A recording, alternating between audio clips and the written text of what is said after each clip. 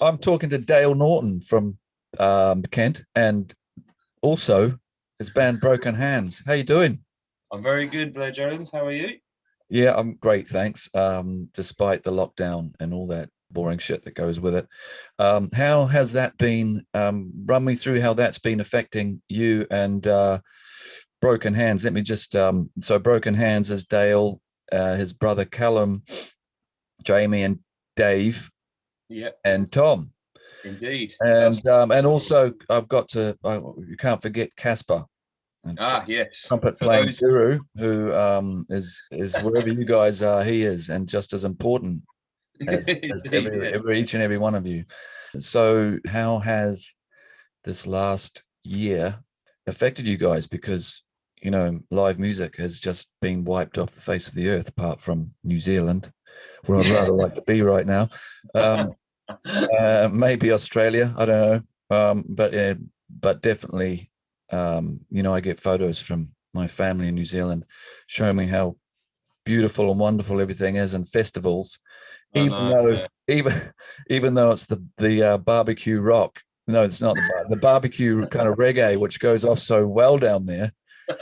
It is it's going off even more now because there's Yeah, no exactly. international acts. They're just So they're so, just so channeling all these that energy. So these bands in New Zealand, one's called 660, man, they are packing stadiums.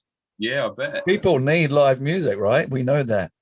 Well, that's what happens. Apparently, imagine closing one's borders as a country. Do you know what I mean? It just like looks after your own acts, doesn't it? I guess. So we've all been good. We only one of the five has actually got COVID thus far, and he's fine. So that's all good. So in on a health sense, of course, we're all healthy, and all of our loved ones are healthy. Which And that's Dave, really right? He got Dave, yeah. Dave, unfortunately contracted it, but it's just a byproduct of it, and it's a numbers game, unfortunately, isn't it? This whole thing. There's five of us. I suppose the ratio of it happening is likely. Just in his normal day-to-day life, it just happens. So, it, but luckily, everyone is safe and sound, and in these bleak times, that's important, isn't it? So, but musically, as a group of people, we in the last year, well, since the first lockdown in the UK started, I guess, start of March, we'd done a lot of our tour in the year before and done a lot of our build up. So we kind of like the big thing we needed to sort out was actually getting our second album, which was like 4 or 5 years waiting or between the first one and this one that eventually came out. So in a way, it was a really good kick up the arse to finally get that sorted and that out. and that was split in two, right? That was Split your in two, that yeah. was your later. Your first album was Turbulence, Yeah. and that was released on Atlantic. Is that right? Atlantic Records. So what Turbulence happened was, or they was both on So Records because that's who both on now. Go, and then we were with Atlantic for the tenner in between. So we released four of the tracks that are on Split in Two with Atlantic. It's a bit of a complicated procedure, hence the reason it took a while to come out. Yeah, But but you got there. but we got there, and that was really good. And in a way, it was strange. It kind of forced us because there was no touring to do to like kind of offset everything that we'd normally do when you release, if you know what I mean. Yeah. It was kind of interesting just to focus on the internet and just kind of that was our only outlet to reach people and just sort of let people know it was coming and what we were doing. So Mm. it was that was actually not as horrendous as we may have thought it might have been. We Remind were me when you dropped Split in Two. we dropped it August 7th, I think. It's So, kind of so, so during the summer that was not locked down, just yeah, just previously. yeah, Yeah. I mean, the internet has changed, well, everything and music, during this pandemic for forever. I think. You've got Flaming Lips doing these gigs in bubbles, and I yeah. just think, be careful because we don't want really to be doing that. Yeah, I'm testing the Don't show waters. everyone how it can be done. Yeah, exactly. They've done Uh, some mad stuff, haven't they? They've actually really inspired me. We're working on new stuff at the moment now. We've got like a new sort of HQ place, and we're really buzzing about everything. And we're kind of discussing how to send new stuff off to all the people we work with, like label and Mhm. agents and public and all that stuff, all the team, and more importantly, our loved ones, which includes you, Blair, as well. Um, Hey, we kind of been thinking about the best way of like showing to people because now obviously back in the day you do a CD when we first started as a band. I go, hey, check my CD out, buddy. Whatever like this and that. yeah, the CD. And obviously now it's like a link and you listen through to the link. My day, it Everything's was a cassette, mate. yeah. Well, I do you know what? Some of our earliest demos when we first met as teenagers are on cassette. There's a couple of those kicking around, which is far out. We, But that was anyway. That's another story for Yep. the archives. So go on. Yep. So yeah. But yeah, so we I saw that yeah, like loads of different people have done crazy stuff with we've released like Flaming Lips did a mad USB thing, and then I also saw that Wu-Tang Clan did like a crazy crystal skull. They only made one of this that was the album. one that sold for $1 million or something. That's $1 the one. million. $1 million, yeah. They sent it on like a tour, didn't they, around like loads of museums. So like you could pay to go and listen to it in a room with like you and 20 other people or something. That is, I like that. That's a great idea. But like what I wanted to try and do is like maybe I'm going to do some jazzy USB stick vibe to send to friends and family, just because I think it'd be quite anti industry, just because I think it'd be quite cool. Not this, it's a bit, sounds a bit mad, but like to demand a bit more attention. Like, oh, you've actually got to literally plug this in. I know we're not going to let you put most Get off your ass and plug it in. yeah, and I'm going to send some extra bits and stuff to help people understand the picture, like some physical things. And even if they just chuck it in the bin, or like someone like, I don't know, like Hermes throws it in the bin, or DPD, like the courier, then whatever. But I can send it on a link anyway, eh? But like, but at the same time, I just think that's quite a cool thing to do. So yeah, the people like Flaming Lips are important. They definitely run the road, don't they? They work out, and Wu-Tang, they work out new territory for us. Like you say, it might be a bit dangerous, but well, I mean, I'm really curious to see what direction you guys are going in, because you know I've been you know, I've known you right from the beginning when Broken Hands started out. Like I think we're going back 15 years or so, when you used to come to the old studio, Rhino Manor studios in the basement on Brick Lane in London. And for anyone listening, like we learned how to really record with Blair. Blair is he's our recording and spiritual muse. Like we learned so much about the process of recording. This guy I'm talking to at the moment, for anyone who is listening that doesn't know either of us properly, we go way back, and we owe a lot to this guy. He's definitely regards the aspect and like the ethics and what's important. Like I was going to ask you a question for this, which is going to come up by that anyway. But it's just sort of like one of the things that we still love. And I remember back in the day, even when we were younger and we first recorded and stuff, was like, you know, the idea of, you know, like big drum room sounds and like big guitars, like room in the vocals, and kind of like the idea. And we used to make all these massive sounding recordings in a basement as small as what I'm in now, really. That's right. Yeah. And the idea, and that was like recording 101 for us. Do you know what I mean? Where we mics it up, tracking live as a band, it was really important. It doesn't really happen as much anymore when you come to record, but that was super, super important. And well, you can share your experiences, you know, as you went forth into your, you know, as you started working with other people like Tom and going to Rockfield. Is that right? Yeah. You know, you can share your experiences comparatively, but you know, when you are working in a basement, you have limitations, and you have to. I love that. That's like, that was the best thing about it. Like in that It Might Get Loud documentary, I think like I can't remember, it might not even be that documentary, but I remember hearing a thing with Jack White saying that he used to like deliberately keep his pedal board really small, so he could like do everything he possibly could. He could have everything he wanted. Do you know what I mean? You could have a massive 30 strong deck of pedals, but he kept it small because he wanted to do everything he could with it. And I felt like when we were working down on Brick Lane, or when we were working together those years ago, we're getting everything out of it, and that felt great. That was really invigorating, because sometimes period, right? But you know, as you guys were developing, and I mean, you're already at that point so tight because you're playing together all the time, like a real band, and that's not it's not that encouraged anymore from the industry, you know, as we know. Like the industry are like searching for the single, the whole X Factor rubbish. It's really killing bands like yourselves, and you're becoming quite a rare entity, you know. I think that what they've definitely done regards bands as well, to add on to what you're saying, is that they now kind of press like one or two guys from a group. So they could have a killer band. You could have a good 4 or 5 piece band. They go, hey, you two, you seem to have the chops in the studio with writing. So you go and work with these people and knock it up hypothetically. Do you know what I mean? And then we get everyone in and work for it. And that seems to be the framework of how music's made at the moment. But if you're a new band starting like that, it means that look, there's so much of this wicked grey matter that surrounds like a group of people. It's cool stuff.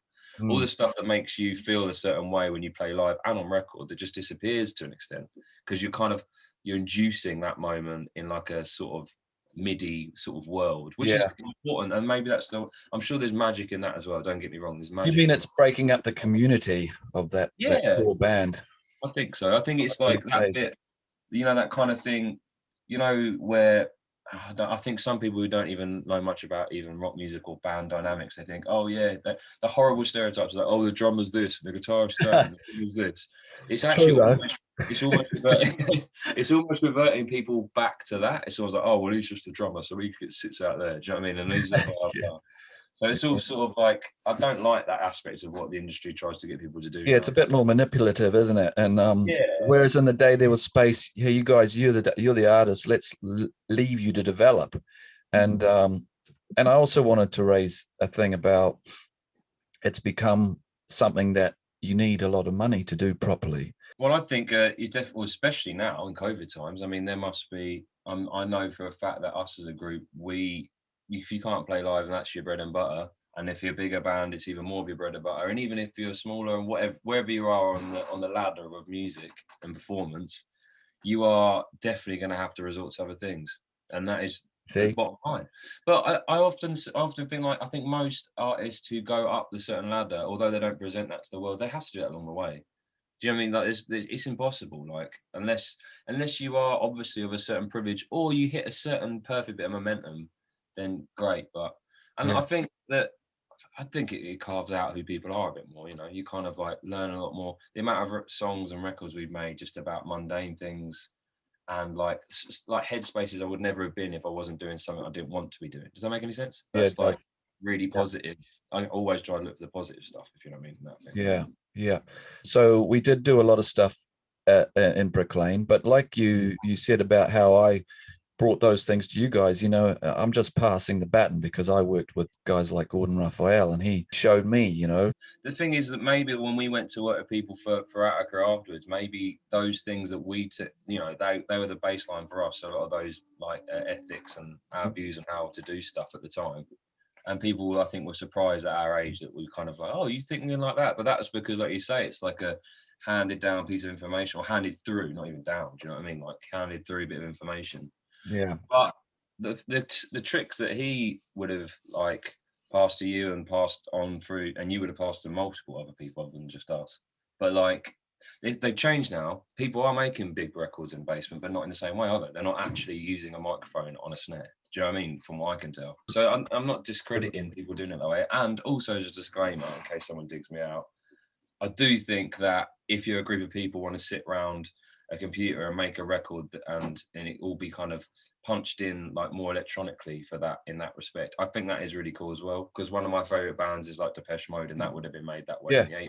yeah, So sure. I'm not discrediting that, but I think the whole point at the beginning of the conversation was that bands don't really play together in a room anymore. Do you know what Yeah, I mean? And especially that now, is true.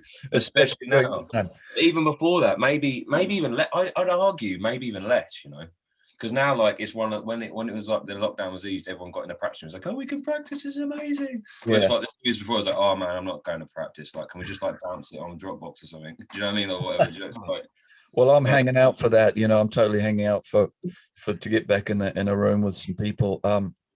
So anyway, so before for everybody listening and just getting to know Broken Hands, so whilst you were with Atlantic Records, you were luckily before the pandemic to tour America with yeah, about 3 other bands. I think you were like on a month yeah, tour, a really grueling tour that took you thousands and thousands of miles. And yeah. you guys had a great time. I remember following you on Instagram and seeing all these amazing shots of these huge crowds and massive stages. And you were really getting your stage legs even more. You must have run miles across all these stages.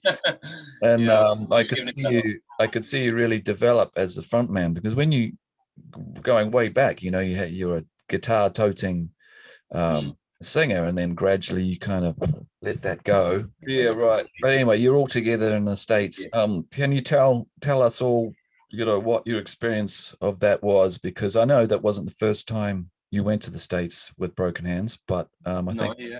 it was It was the first proper full length, regards touring and stuff. Like, it was just, it was because we literally, if you looked at, if that's North America, or if North America is an oval on its side, we just went all over it. Do you know what I mean? So like, previously we'd either gone on either side of the oval, so we'd literally been like on the east coast or the west coast. That was it. But we got to see the whole of America in an induced amount of time and did a lot of miles. Do you know what I mean? Yeah. Like we were in a van that we were really happy with, but we were like chasing a sleeper tour. So everyone else was in sleeper buses, sleeping through the night, and we were kind of like doing the miles differently, traveling at different times of the day. Yeah, we absolutely loved it. And you're right, the stages were some of the biggest stages we've ever done. Like we did one venue in Chicago, which is bigger than the O2, which is crazy, really.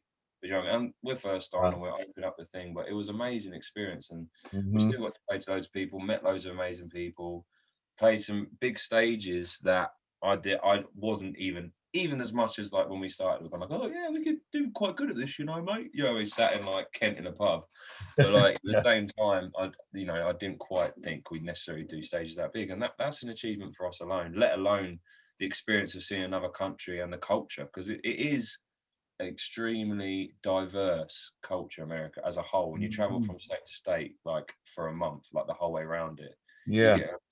It was amazing for me to get a sense of the full picture of a country that has provided so much music that's influenced me, basically. Yeah, and I mean Broken Hand. So I've heard that that's named after Chief Broken Hand from Whitefeather. Is that correct?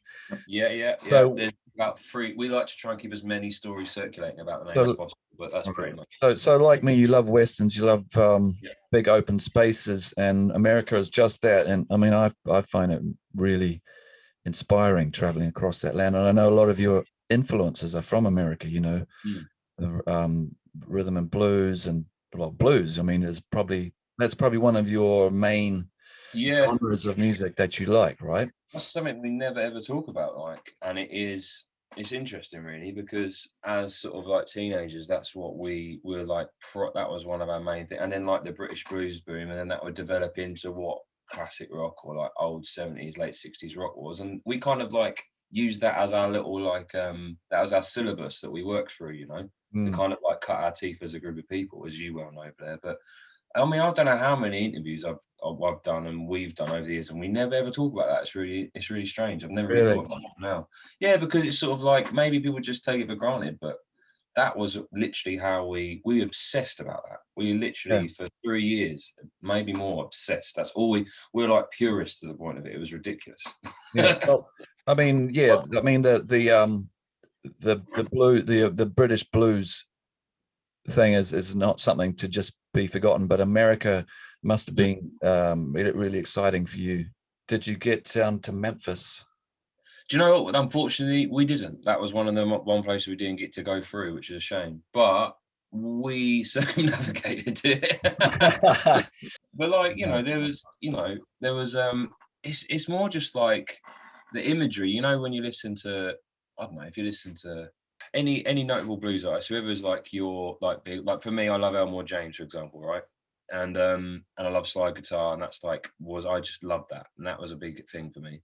But a lot of the like, sort of like imagery, as maybe as straightforward as it is, when you're just like driving through certain parts of the states or driving through certain parts of a state, shall we say, and you get like, just for me, just like seeing like open train tracks just blew my mind. And I'm sure for people in other parts of the world that's fine, but you know, just like driving along, there's just like there's no fencing, there's no like, do you know what I mean? Everything's expansive. It's just like houses butted up against the thing with that's like, for me in my head, that was the imagery of like the time. You know what I mean?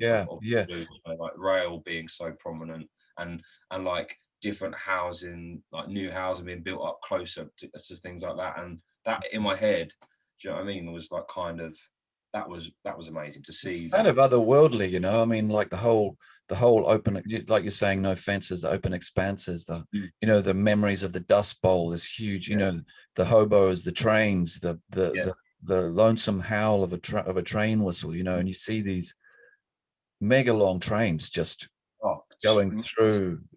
It's incredible, you know.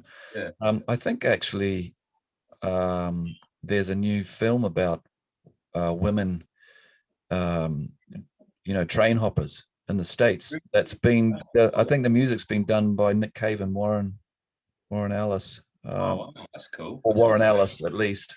So when you were touring the States, had you recorded Split in Two by then, or is this something that was kind of amassing at the same time? It's pretty much canned. and then it was just down to adjusting a few bits before it went out, if you know what I mean. And that was just because we then had the choice to do so. Once we were no longer with Atlantic anymore, and we returned to our home label, if you like, our UK label, who was still our publishers throughout no recordings. Slow Recordings. We just were able to sort of have a little bit more of a refine of it, you know, and also then pick the material. Is more the track listing, if anything. We could really pick a track listing which we felt represented us after doing that tour, and that was the main thing. You guys are getting kind of a lot of freedom like artistic freedom from your label at the moment. Yeah, 100%. Like, and I kind of like want. I wouldn't. They would know this anyway, but like, I kind of want. I want. It's difficult, you know. For example, nowadays there's the gaps between music. I always feel like, what's the perfect amount of time of which someone's like, oh my god, I really liked your music, but I'm fed up. I listen to it. I mean, everyone's played a record they like to death, right? And they're like, I don't listen to that for 2 years or something. Well, I believe there's miniature spaces between stuff, and I'm kind of always like, at the moment, our label kind of want to hear what we're going to do, but I feel like there's an optimum peak on the graph where you kind of get the right amount of, like, do you know what I mean? Like, the material's developed to a point, and then the demand is developed to a point. I do truly feel lucky that even 5 people or 500 people, however many people want to listen to that there is a line on the graph that is demand. I feel very lucky to have that. Yeah, well, like I said before, I'm really curious to see what direction you're going to go next, because I like to see artists put out stuff that's quite different but still has that same fundamental backbone. If I can think of one person, Foo Fighters, Dave Grohl, they're putting out, I think they've just about put out a new I think so. album. I think he's been listening to a lot of disco and Bowie, but it still has the same backbone. Some bands, some artists aren't as good at changing their sound. They stick to the proven formula, like the haircuts. Like, speaking of haircuts, why do some artists stick to the same haircut? And when did they decide that was the haircut they were going to keep for the rest of their life? Like, you know, the Brian Mays, the Rod Stewarts, the Paul Wellers. Yeah, that's very true, actually. I think, like, I always think, is there a point where, I don't know, you know, like, for example, you know, Freddie at Live 8, right? Freddie Mercury at Live 8, that is his, I think when people think of Freddie Mercury, they think of that, how his, like, tash, his facial hair and his short hair, right? And I feel like there's just a point in time where maybe 85. Like, maybe it's just 1985. Yeah, it just happened that year. But, like, you know, there's a point where, like, Rod Stewart would have hit his seminal thing, and it's like, well, that's Rod Stewart now. Do you know what I mean? Like, and maybe Bowie never did it. Bowie changed all the way through. Yeah, true. But he was always moving, wasn't he? That's the difference. Yeah. So are artists like their haircuts? Maybe. I mean, you could argue that, like, take Rod Stewart, for example. I mean, he's been giving it that same fantastic push for a while, you know, like that draw, that, like, kind of. Yeah, but has he artistically moved? No, I wouldn't say massively that I'm aware of, but I love Rod Stewart. Yeah, but he's got his thing, right, and it works. And his hair is also a similar gap, isn't it, at the moment? But he's brilliant at the same time. And Brian May, he's still doing the same amazing guitar playing. And Paul Weller is, so maybe that's an interesting formula that I've just maybe I hadn't actually quite noticed that. Well, it's the, you know, I think it's even down to which. Yeah, it's an interesting one. I don't know what the correlation. Anyway, so it's quite fickle talking about haircuts, but I just thought that's quite an interesting little comparison. And how did we get there anyway? So blues. Your parents, they were huge music fans and had you at gigs just short of being out of nappies, basically. Yeah, old man did. Yeah, he was big into his music, as especially his style. So you've had an amazing education, and some, you know, the vinyl police would not have had any trouble coming into your house. But we talked about the blues and what, you know, like your upbringing in Kent, being exposed to all these different styles of music. I also noticed on Wikipedia it says you're a rock and classical band, Broken Hands. I don't know where classical comes from. I didn't quite get that one. I thought that's kind of kudos. Yeah, that's kudos. Yeah, obviously Um, Brahms. You know, us Broken Hands and Brahms in the same sentence. yeah. You know what I mean? But the, Um, this from like my from our upbringing, we've all got a really varied upbringing in music. Some of us more intensely than other, but especially for me and Callum growing up, as I can speak, the my old man was really into Northern Soul. He used to go when he was younger. He used to go to Wigan Casino and Twisted Wheel and stuff. He's from the Midlands, so those huge Northern Soul ballroom yeah. nights. And he used to love so that element of that. And then as I suppose I was being born, he kind of followed that lineage of like soul, like funk, into like what would have become sort of more electronic music, I guess, into dance music. So probably. You know, I mean, he's always loved guitar. He's always loved rock music. He's always loved country music in his own way. I think without realizing it, he's had a varied taste. But that aspect of like the groove and the drive of Northern Soul, plus with the blues and some of the early 60s rock stuff that we would have got into, probably still underpins the music I like now in various guises, but that's kind of quite important. Like my mum just loves like Simon Garfunkel and just like Louis Armstrong. Do you know what I mean? Like, Yeah. and then a couple of pop songs from the 90s. Do you know what I mean? But even down to maybe our generation, that's weird. I'm starting to say that, but it was pre-internet accessible music. Does that make sense? So like, Yeah. you really were growing up like you know, like I'm sure all of our relatives who are younger, like kids and stuff, or the next generation of people consume music, who've got this amazing resource, the internet, to consume it. But we just, as risk of sounding like I'm getting the violins out, that wasn't the case. So you really were only exposed to what was in the house. I remember going to the record shop where in my hometown, and actually ordering out of a book like the record I wanted, because I'd heard it on the radio or like MTV2 at the time. And I was like, what is this record? And I was like, couldn't find it anywhere. He's like, oh, this is the book. I can order it in the stock if you want. And I had to wait for 2.5 weeks for it to come into the record You shop. surprised me, Dale. I thought you were younger.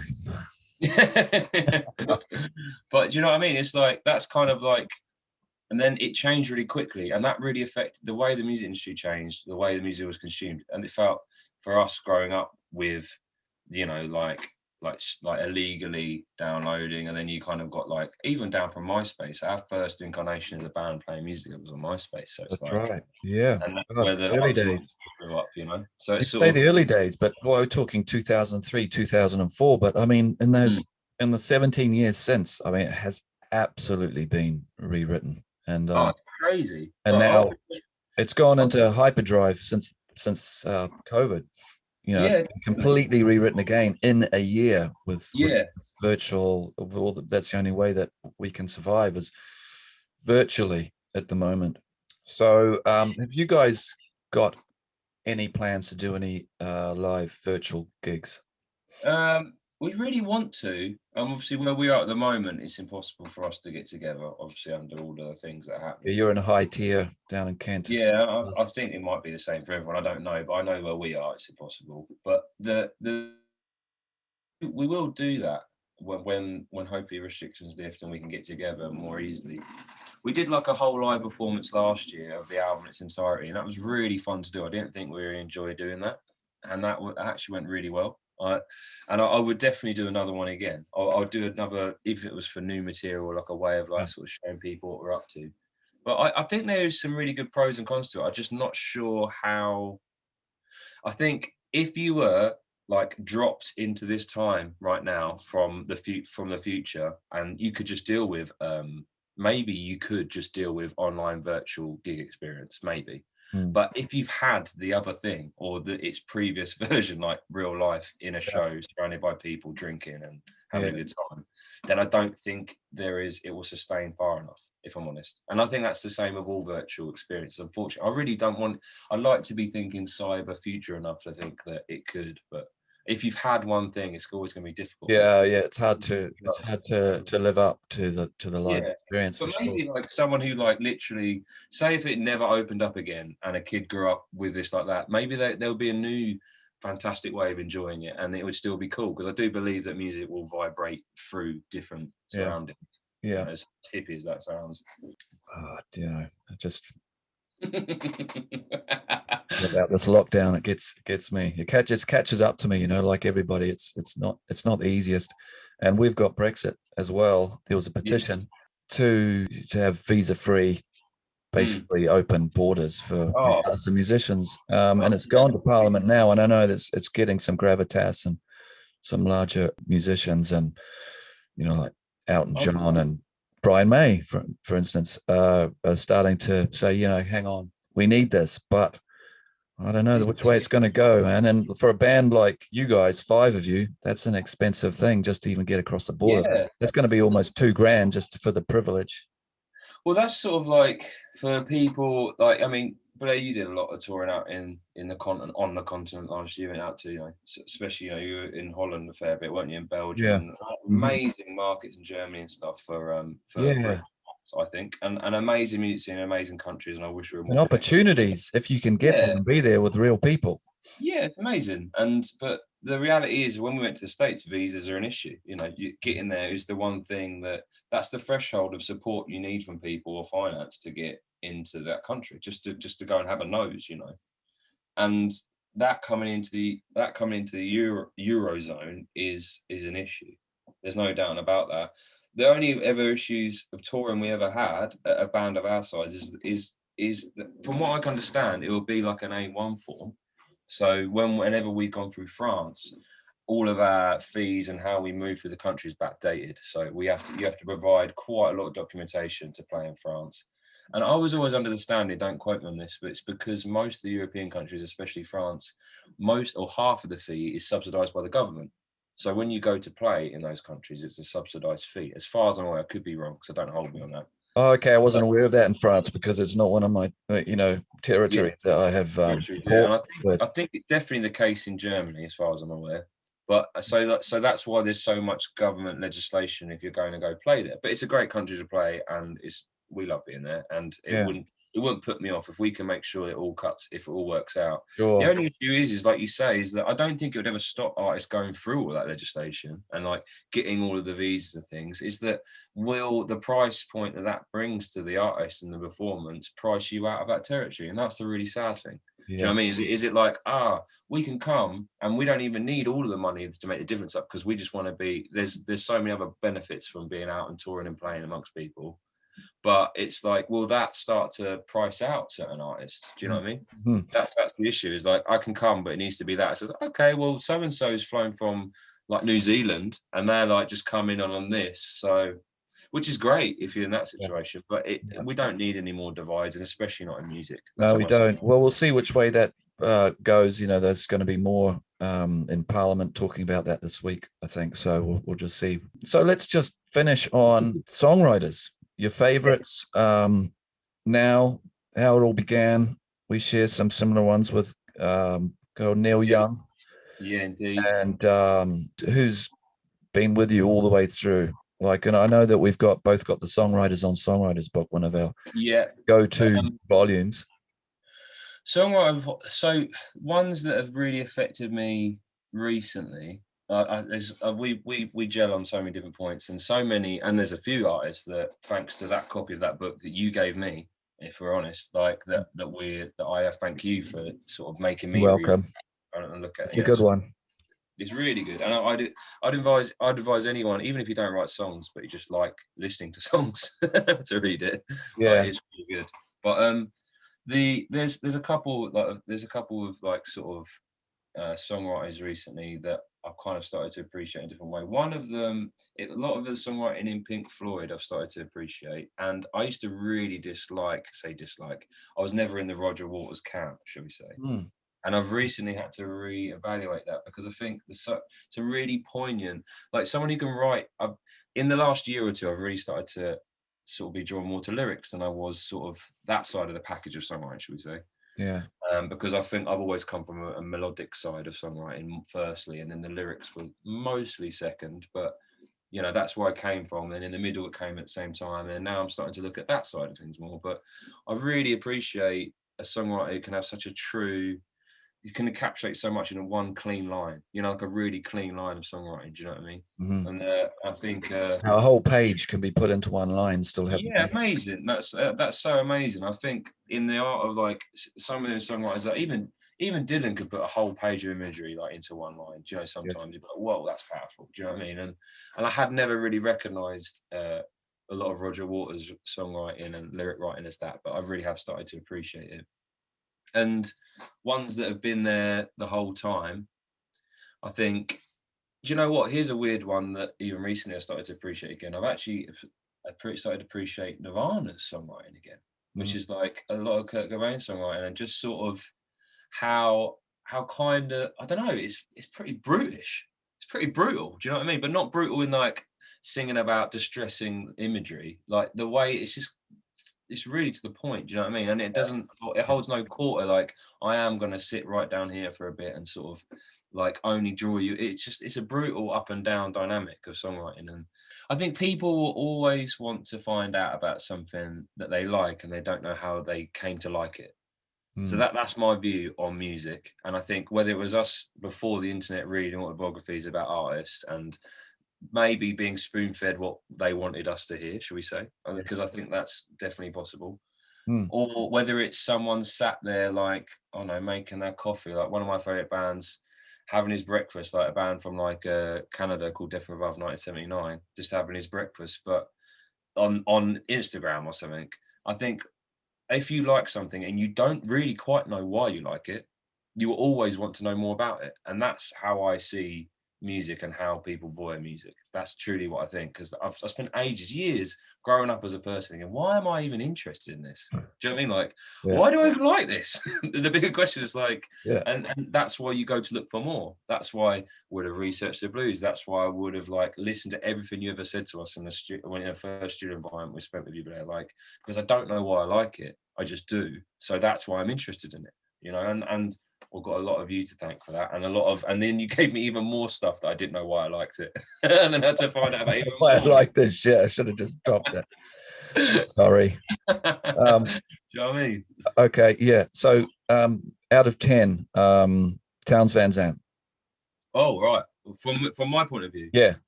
7.5. John Lennon. 8.5. Madonna. Yeah. I don't fully know the extent of her songwriting, if I'm honest with you, as a songwriter. Okay. Are we talking about artist or songwriter? Songwriting. So songwriting, I'm going to go, just because I don't know, a clean 6.5. Okay. Bob Marley? Well, I've actually been getting really into a lot of the original Wailers lineup, and I've been listening to, I need to find the album name quickly. I'm going to check it quickly, 1 second, because I don't want to get it wrong, because it's been amazing through lockdown. So I've been listening to Equal Rights, Peter Tosh. Oh, yeah. And I didn't realize how many of the sort of earlier or even later Bob Marley discography he'd written. He's a great songwriter, amazing like songs. But Bob Marley, I'm going to go in at 8.5 as well. I think he's on par with him, in my opinion. All right. And finally, James Brown. James Brown, just because you think of him as an amazing performer, right? Yeah, singer, but songs. I wasn't aware that he was that instrumental in it, but obviously a lot of his stuff's ad lib, isn't it? Maybe so not. Like, by proxy, I guess he. Like, you know, like so much of that iconic stuff that sold those records, he probably just like spurted out after a serious night on an 8-ball. Do you know what I mean? We could just keep on talking, but I guess we're going to have to draw this to a close. So Dale, thanks so much for joining us here today. Yeah. Is there anything that we've missed that you'd like to mention before we go today? Just I hope everyone stays safe out there and believe that we'll all be in the same gaff together at some point soon. Do you know what I mean? Doing loud stuff. Do you know what Amen. I mean? Amen to that. So go well and all the best with sending out your stuff in crystal skulls and USB sticks. Crystal skulls and USB sticks, yeah. And I'm sure Hermes will get it to the right place. Yeah. That's what I say. Like, if people start moaning, be like, oh yeah, we're not using Hermes anymore. So like they just dumped all of our demos in a bit somewhere in Dartford. Do you know what I mean? Like Dartford, somewhere in Dartford. So been great talking to you as always. Yeah, And you too. love you and the family. Yeah. Salute. Yeah, salute.